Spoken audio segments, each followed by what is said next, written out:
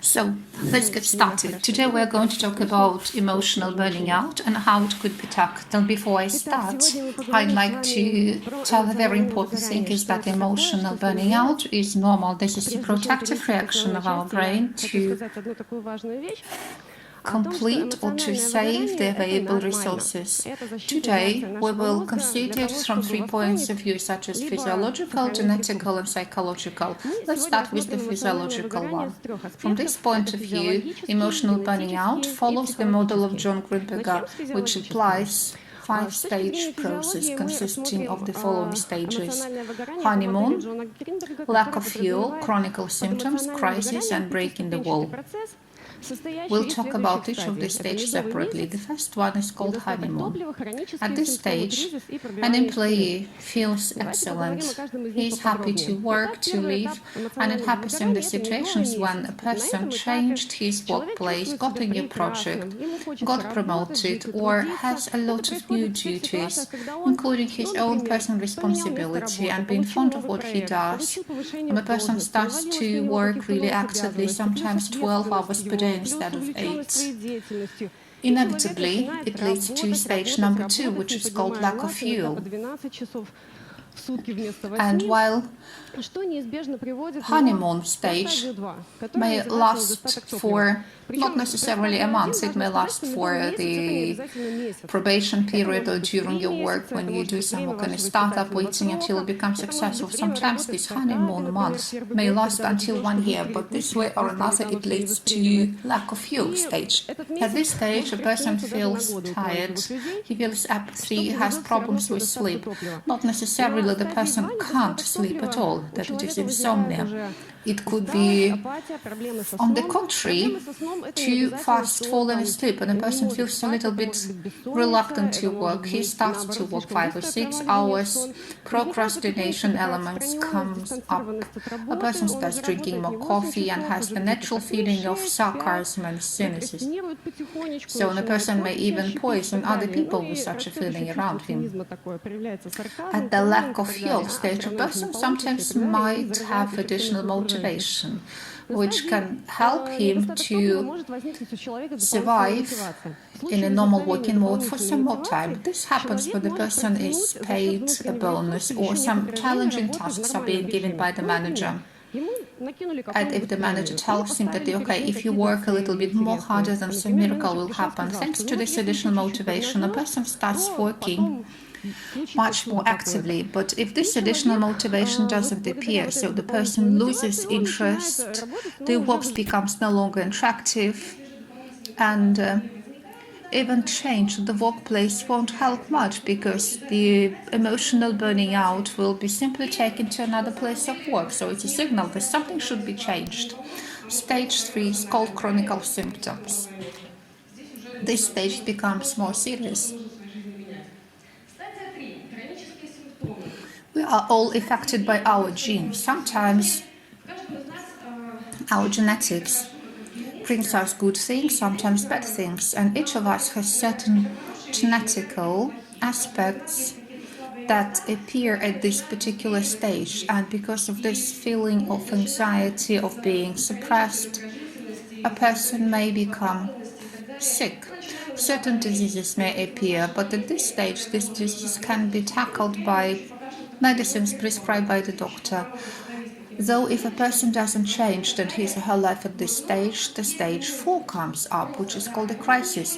A key difference from the 3 previous stages is a complete loss of interest in work. A person is tired, is suppressed, and he can't work for the whole day. And the bad thing is the person can't cope with this stage alone. Specialist help is needed. A person feels more unsatisfied about his being inefficient, and the quality of life is no longer satisfactory for him. When a person attracts for other things, he feels the burden. He feels this burden and brings this burden home, and he starts thinking too much about himself, believing he is a bad employee, a bad worker. But in fact, such a person would need some medical support and treatment, but still he becomes very unsatisfied with the life quality. And stage 5 is called breaking the wall. I wouldn't want any person to be at this stage, because the situation here is that the symptoms really threaten the person's life, well-being and career. To avoid this burning out, we should do certain things. At the stage 4 and 5, specialist support is needed, while stages 1, 2 and 3 still could be coped by ourselves alone. The first important thing that should be done is to establish the balance between the work and personal life. I actually have 3 pictures presenting the right one. The first one is in the red color. This is how it should not be, while the yellow and green I'll explain later the normal situation. Well, our life consists of work and personal life. Work is something that is written down in our labor contract. These are the duties that we fulfill during 8 working days. We're being paid for that. You can't argue that we all work because we also get paid. There is at the same time personal life. There isn't much time for everything, but our personal life consists of family, hobby, traveling, friends, and if a person is fully concentrated on work and forgets about the personal life, he may find himself in the situation that if he or she burns out at work and something goes wrong, like the person is being made redundant, then if we take work out of this picture, the person has nothing to rely on. He doesn't have any support to be able to recover. The second slide presents another wrong situation, is that when we are trying to put all our personal life into our work life. So while in the first life there is no personal life at all, in the second life everything is work related, because our trips are work related trips. Friends are friends at work, relationships are relationships at work. Then we think that our work is our best hobby. Some people even have a gym at work. The person may think, okay, it's enough that I went to the gym, did some sport exercise at work, I'm happy. Of course, it's better than nothing, but still. But I repeat once again, if something goes wrong with work, everything that is related to work simply disappears, because friends disappear, business trips disappear, there is no longer hobby because there's no longer work, and the person is left without any support. This slide presents the perfect balance between work and personal life. A person should pay the similar amount of attention to work and personal life. There must be friends outside of work. It's good to have friends among colleagues, but still it's important for a man to have a kind of the intellectual men's circle, men's club, where a man can speak with the similar friends as he is to discuss certain interesting intellectual topics. For a woman, there should be a women's community where she could share her emotions and feelings. Hobbies are necessary for the reason that in case we are left without work, for whatever reason, we have something to do. We have something to invest our energy into. Another important point here is that work is a continuous process. It eats out our resources. To be able to restore the resources, we need to have a feeling of completeness of certain tasks. Sometimes it's very difficult to complete tasks at work because they still continue. But while doing a hobby, we can have a feeling of completeness. Let's take, for example, drawing. Once you draw a picture, you have a complete picture. It means the task is done and you're feeling complete. Similarly, family and trips should not be related to work, because trips means you require a complete change of the scene. And in case work disappears, trips still remain because they're not related to work. Another thing that I'd like to tell you about, and to explain how not to find yourselves in this stage, is amygdala. Amygdala is a part of a human brain. You can see it's written here, that orange small point here is the part of the brain which is responsible for human emotions. Sometimes we call it the point of history. For instance, if certain information reaches the person, so this is the part of the body, amygdala, that is responsible for producing certain feelings. Brain controls the amygdala, and our task is, let's say, to tame the amygdala, meaning to create as many neural connections as possible to be able to control the emotions. Amygdala is responsible for the fear and anxiety.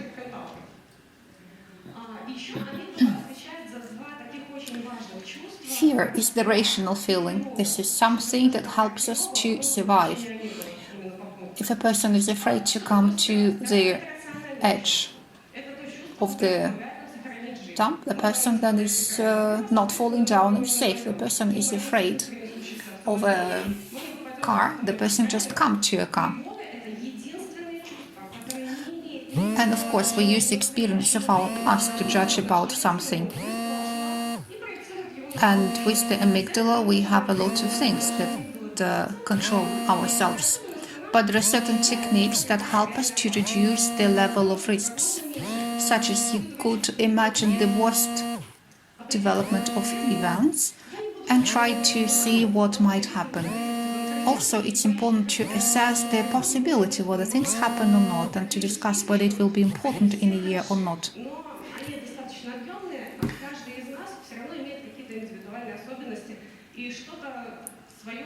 So, please, let's go through this list. For instance, imagine the worst case scenario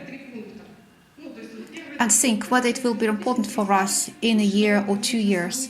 That's enough. That's just enough. For each of you, these may be quite different things, but please stand to yourself, learn to yourself, and try to understand what helps you. To distract myself. So it helps me, for example, but you can just find something that helps you. Let's speak about this creation of neuron connections between amygdala and other parts of our brain so that we are not anxious and we avoid burnout. So first of all, don't try to control everything. We all know probably that probably we have heard about Eisenhower matrix when we divide our things that we do to the important ones and less important ones and so on. So if we use this matrix, the part of those tasks, important ones and urgent ones, you do them yourself. The other ones you can delegate to somebody else. And if you Google it, you will learn how to divide your task according to this matrix. And you'll see then, you'll realize that all this multitasking that creates anxiety basically exists only because you did not have your priorities grouped correctly. So if you try to do it, you will succeed in not controlling everything around you. Secondly, don't procrastinate. So what is procrastination? For example, basically you're postponing some important things until later on. So for example, you have an important task, you have 8 hours to complete it, but you're afraid to do it because basically, well, you might not know what to do with it, or you just don't want to do it at the moment, and you just go to Facebook or Google or watch a movie or whatever, and you have only 1 or 2 hours left to complete this task. And you start being anxious because you understand that you will not be able to accomplish it in 2 hours. So in order not to do that and not to be in this condition, just don't go on Facebook or don't watch a movie. Do your task straight away. The third one, use the principle of avoiding a paradox. So basically you have to make small steps in order to achieve your bigger goal. For example, I was afraid to hold lectures. So what did I do with it? I wanted to hold a lecture at a conference, and the first time I was very afraid, terribly afraid, but I decided to do it for my colleagues. They were very warm towards me, and it was kind of a safe circle for me. and I was able to succeed in telling them what I was interested in, and then I had a really good experience. Secondly, I went to another conference, and there was other people. They were also very warm and friendly to me, and I liked to hold presentations. Now here, I am holding this lecture, and I feel my responsibility, and I'm not afraid. I even like it. I'm not anxious anymore. I'm not worried, and I hope that you like it as well. This is how paradoxes overcome works with other tasks as well. Tasks that you're afraid of. What happens when we try and doing something small, but at the same time we succeed? We remember this, and this connection between our frontal core and amygdala is created. Create positive association is similar to the paradox overcoming, but a bit different. If you had a failure in the past, you remember this. Negative things remembered much better than positive ones. Maybe you had this situation 10 times again and succeeded, but if you did not make enough effort to remember this this success, this situation will bring anxiety because you didn't remember it. You didn't do it. If you solve a task and successfully remember it on purpose, simply work on the small bits, successful bits. This way your amygdala will react to the same situation in a quiet way. Learn some breathing control techniques. At the end of the presentation, I have several slides for those who are interested in the last item. In a nutshell, how our brain works. If we're afraid of something, we start breathing heavily and quickly. This is how our brain tries to get more oxygen to overcome something. It works the other way around. If we start breathing actively, but we need to quiet down, we start breathing quietly and slowly in order to calm down our brain. This breathing scheme works both ways. I'm done with amygdala. Taming now. Before start anything, make sure you have enough resources. If you don't have enough resources, it's better to stop for a while, think what you need to do, and replenish your resources in order to continue. Next aspect is genetic one. Another one of the forms of dependency is desire to work hard. This dependency gene actually inherited. There are white and black side to it. The black side dependencies that damage the person's health and actually blamed by the society. But there are white side to dependency which works in the same scheme, but they're not blamed by the society. It could be hard working. It doesn't matter if dad is not at home, dad is working. It could be shopaholicism, extreme sports. It looks fine on the surface, but in fact it is another dependency. The worst thing that may happen here is when you start understanding the damage. The person is putting too much energy in his actions and keep losing track of it. How this scheme works, which is the same for all the dependencies. They have mood swings for the lack of the emotional regulation. The person uses some destructive ways of emotional regulation. For example, a person tries to drink alcohol as fast as possible, then they drown it, and then have secondary problems, which are the consequences. As to the hardworking people, hard work, it happens when we have problems in our personal life and we block the emotions that did want to relieve once again, and we go deep in our work, just like an alcoholic drinks himself to death. A person who likes tobacco starts smoking. What happens?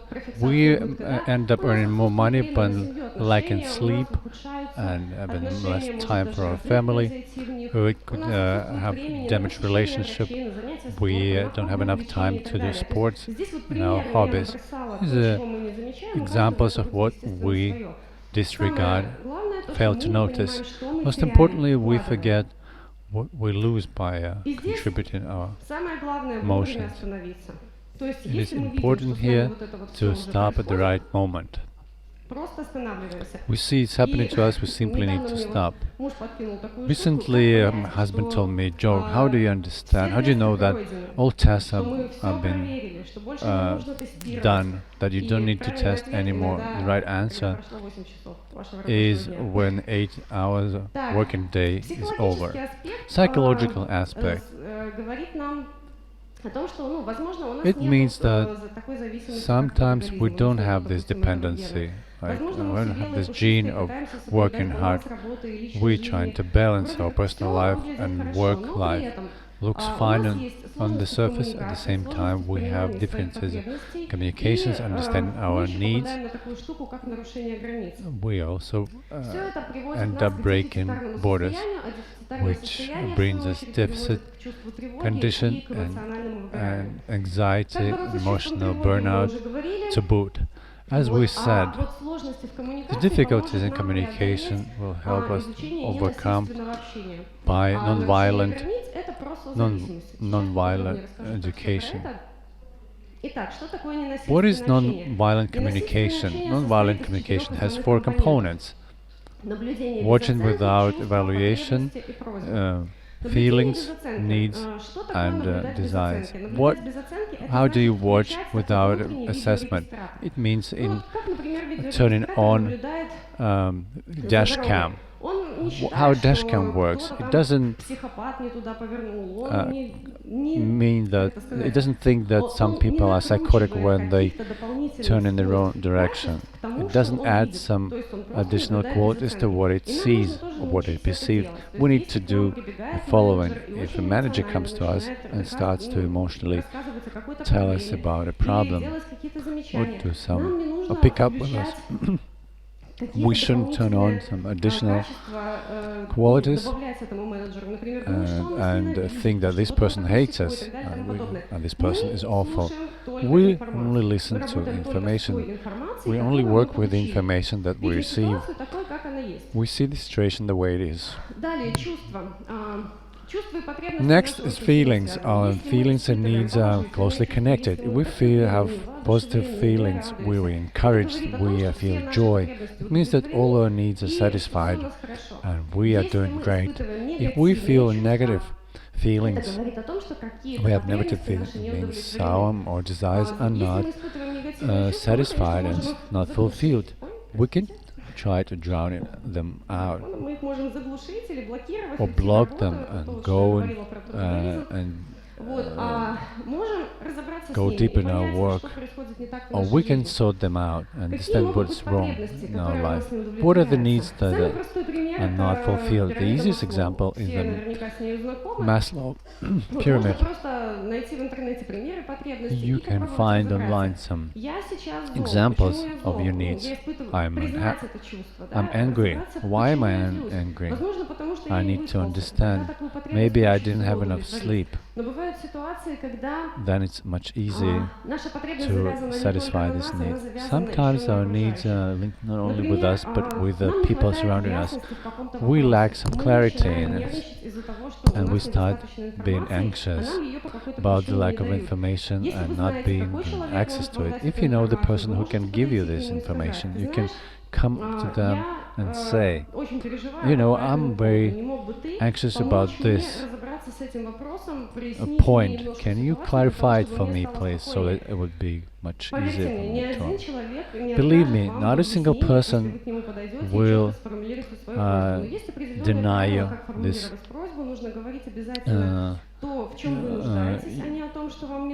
But you need to formulate it properly. You need to tell them what you need.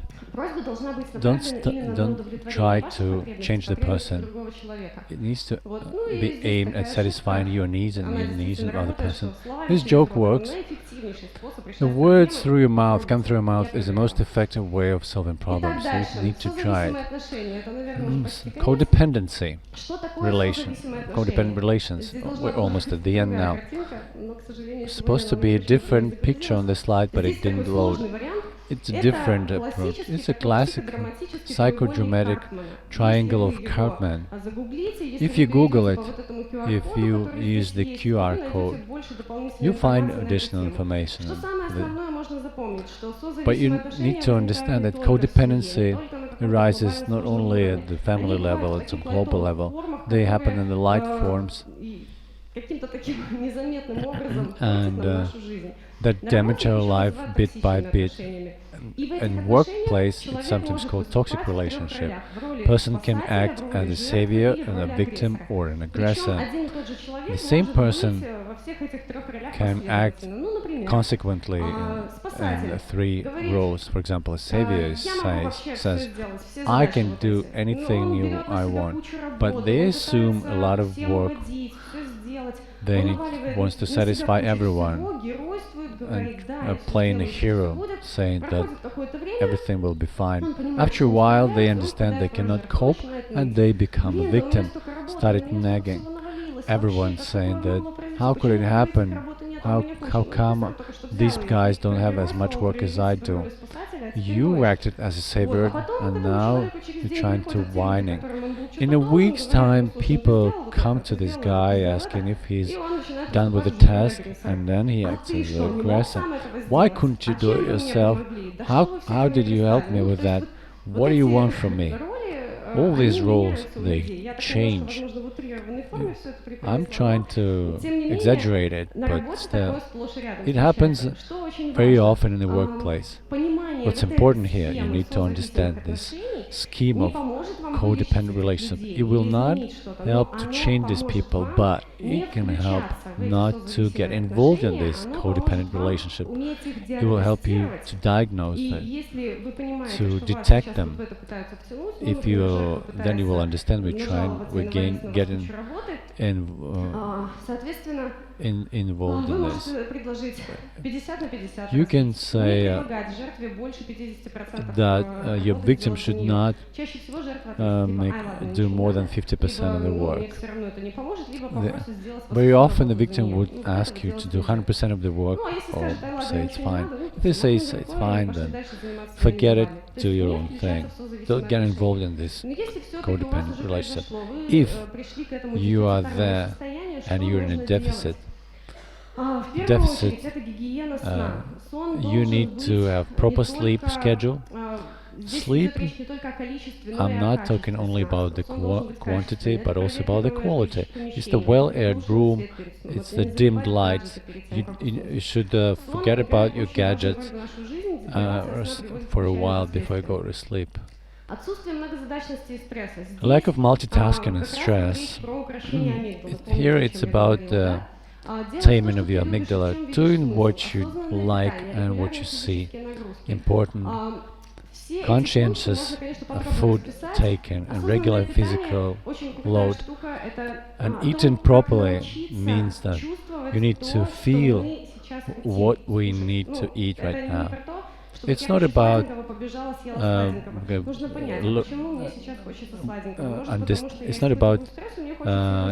eating sweet stuff when you want it. You need to understand why you want to eat sweet stuff.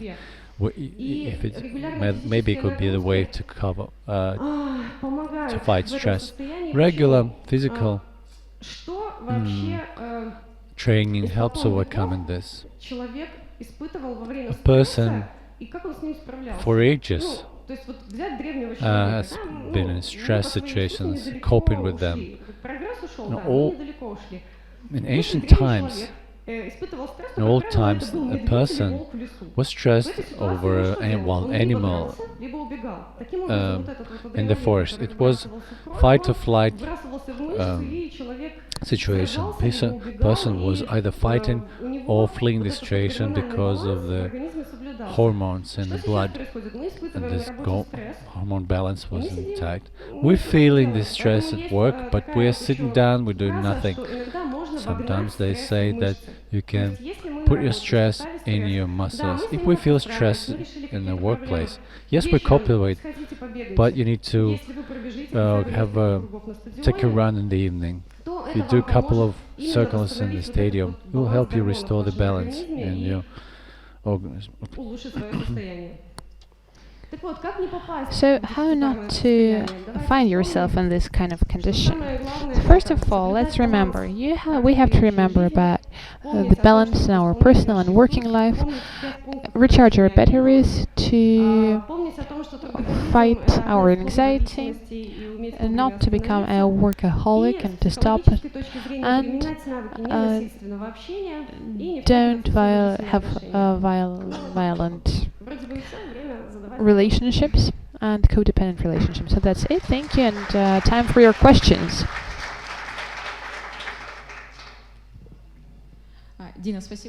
Thank you very much, Dina, for your presentation. If a person is a team lead, so I think that they are responsible for their employees, or even not a team lead, just a colleague. If a person sees that someone is burned out, so should he or she interfere with this person and to help him or her or not? So you can't just come up to a person and say, okay, I think you don't have enough friends, and go and find friends. So where is this border when you can help and interfere and when you should not do that? Basically you cannot discuss personal life with your colleague, not a friend, or some other issues. So how can you help your employee or your colleague? Well, this border is really thin, so to say. So you have to have this balance between helping a person and becoming a codependent savior. If you see that a person feels bad, and you can offer your help, and just to see the reaction. If a person is open enough and is ready to share his or her things with you, maybe he or she needs some help in work or a short vacation, and you can see that you actually can help in this situation, then it's okay. But if you see that the person is very tired and you ask to what has happened, and the person says, okay, it's fine, I'm going to do it myself, I'm going to cope it with myself, well, in this case you are going to use your own internal resource in order to save this person, and in this case you will burn out yourself. So you have to remember about this balance. Basically, look at the reaction of this person and to see if you can actually help him or her or not. Unfortunately, we can't help everybody, and if you are interested in this topic, you can try to study this psychodramatic triangle of partner and to see how to react at aggressors, saviors, and victims, and not to become a part of these codependent relations. Have I answered your question? Yes.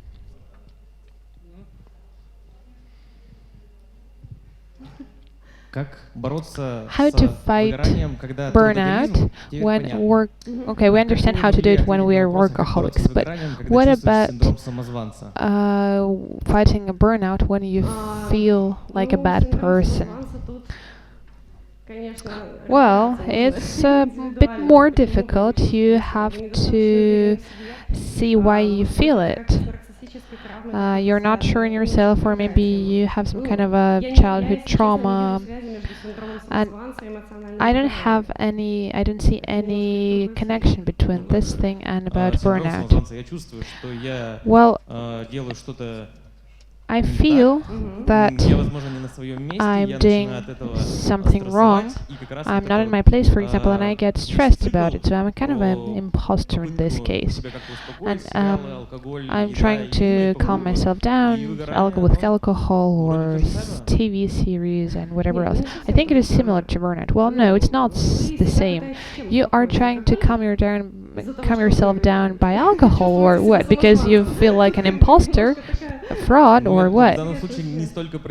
Well, no, I'm not speaking about myself. In general, I'm speaking about such cases.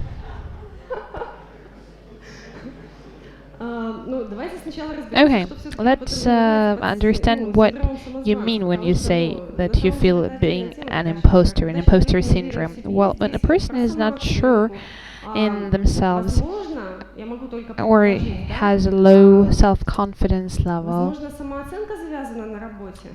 well, maybe it is connected to your work. In this case, your self-confidence should not be connected to your work. Maybe you need some additional praise, or vice versa, you have too many criticism. If you feel not well about it, so probably in this case it happens because your self-confidence depends on your work. In this case, it is not right. You should your self-confidence should depend on your internal resource. Well, I'm not a psychologist, but maybe I have understood it well. Well, unfortunately, we started a bit later on, so you can ask your questions at bar camp or personally from your present. And I also have to give a tip